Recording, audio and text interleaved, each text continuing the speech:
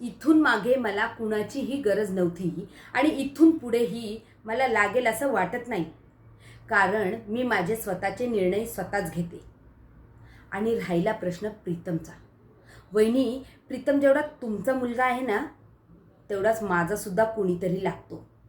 आणि तुम्हाला असं वाटत असेल की प्रीतमवर फक्त तुमचंच प्रेम आहे आणि आम्ही काय? तुम्हाला चांगलंच माहिती आहे वहिनी की शब्दामध्ये ना तुम्ही मागे पडणार ना मी मागे पडणार. मग का नेहमी हा विषय काढून माझ्याशी हुज्जत घालता तुम्ही? हां, हे बघा वहिनी, तुम्हाला कसं वागायचंय तसं वागा, मला कसं वागायचंय तसं मी वागेन. पण प्लीज मला नेहमी नेहमी हे उपदेश देत बसू नका तुम्ही. मी तुमच्या कामाच्या मध्ये कधीही येणार नाही आणि तुम्हीही माझ्या कामाच्या मध्ये येऊ नका प्लीज.